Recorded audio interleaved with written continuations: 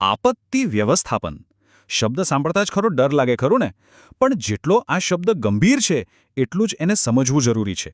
કેમ કે કોઈપણ મુશ્કેલીને પહોંચી વળવા માટે એને ઓળખવી એ પહેલું પગલું છે. તો ચાલો આજે આપણે સમજીએ કે આપત્તિઓનું આ વર્ગીકરણ આપણી સુરક્ષા માટે કેટલું અને કેવી રીતે કામ લાગે છે. જરા વિચારો, એક બાજુ છે જ્વાળામુખી ફાટવાની ઘટના, બીજી બાજુ છે ભયંકર પૂર અને ત્રીજું કોઈ ફેક્ટરીમાં લાગેલી આગ. આ ત્રણેયમાં શું સરખું હોઈ શકે? લાગે છે ને કે કંઈ જ નહીં, પણ આ ત્રણેયને એક જ દોરો જોડે છે અને એ દોરો છે આપત્તિઓનું વર્ગીકરણ. ચાલો આ ગૂંચ ઉકેલીએ. આપત્તિ એટલે મોટા પાયે નુકસાન, જાનહાનિ અને ચારે બાજુ ડરનો માહોલ. આ એની વ્યાખ્યા છે, પણ વાત અહીં પૂરી નથી થતી. સાચું વ્યવસ્થાપન છે ને એ ડરથી નહીં પણ સમજથી શરૂ થાય છે.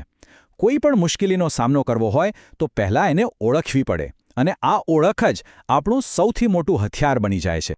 તો આટલી બધી અલગ અલગ પ્રકારની આપત્તિઓને સમજવાની શરૂઆત ક્યાંથી કરવી?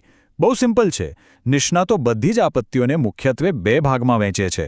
બસ આ બે પ્રકારોને સમજી લો એટલે સમજો કે આખા આપત્તિ વ્યવસ્થાપનનો પાયો પાક્કો. તો આ રહ્યા એ બે મુખ્ય પ્રકાર. એક છે કુદરતી આપત્તિઓ, એટલે કે જે પૃથ્વીની પોતાની પ્રક્રિયાઓને કારણે થાય છે, એના પર આપણો કોઈ કંટ્રોલ નથી. અને બીજું છે માનવ સર્જિત આપત્તિઓ. નામ પરથી જ ખબર પડી જાય, આ એ ઘટનાઓ છે જે આપણી પોતાની ભૂલો, બેદરકારી કે કોઈ પ્રવૃત્તિને કારણે બને છે. આ ભેદ ભલે સાદો લાગે, પણ બચાવ કામગીરીની આખી રણનીતિ આના પર જ ટકેલી છે. આપણે જે વાત કરી રહ્યા છીએ એનો મુખ્ય આધાર આ કોષ્ટક છે. આમાં જુઓ, બહુ સ્પષ્ટ રીતે આપત્તિઓના પ્રકાર અને તેના ઉદાહરણો આપેલા છે. તો આગામી થોડી મિનિટો માટે આપણે આ કોષ્ટકને જ અનુસરીશું. એ જ આપણો ગાઈડ છે. ચાલો તો પછી સૌથી પહેલાં વાત કરીએ કુદરતી આફતોની. જરા નજીકથી જોઈએ કે કુદરતમાંથી કઈ કઈ આફતો સર્જાય છે. અહીં લિસ્ટ જુઓ: ભૂકંપ, જ્વાળામુખી, દુષ્કાળ, દાવાનળ, પૂર, સુનામી અને વાવાઝોડું. આ બધામાં એક વાત કોમન છે. આ બધું પૃથ્વીની પોતાની તાકાતવર પ્રક્રિયાઓનું પરિણામ છે. સીધી વાત છે, આ બધું મોટાભાગે આપણા કંટ્રોલને બહાર છે. ઓકે, તો કુદરતી આપત્તિઓ જોઈ લીધી. હવે આવીએ બીજા પ્રકાર પર, એટલે કે એ આપત્તિઓ જેની જવાબદારી સીધી કે આડકતરી રીતે આપણા સૌ પર આવે છે. હવે આ લિસ્ટ પર નજર કરો. આગ લાગવી, કોઈ ફેક્ટરીમાં અકસ્માત થવો, બોમ્બ બ્લાસ્ટ, રોડ અકસ્માત કે પછી હુલ્લડ. અહીં કારણ કુદરત બિલકુલ નથી. આ દરેક ઘટના પાછળ ક્યાંક ને ક્યાંક માણસની ભૂલ, બેદરકારી કે પછી કોઈનો ખરાબ ઈરાદો જ જવાબદાર હોય છે. સારું, તો આપણે આપત્તિઓને બે ભાગમાં વહેંચી દીધી: કુદરતી અને માનવ સર્જિત. પણ સવાલ એ છે કે એનાથી શું ફેર પડે? ફેર પડે છે, અને બહુ મોટો ફેર પડે છે. કારણ કે આ વર્ગીકરણ જ આપણને બચાવની દિશા બતાવે છે. અને આખી વાત બે શબ્દો પર આવીને અટકે છે: આગાહી અને તૈયારી. જુઓ, અમુક આપત્તિઓ છે ને એ આવતા પહેલાં જાણે વોર્નિંગ બેલ વગાડે છે. જેમ કે પૂર છે, વાવાઝોડું છે.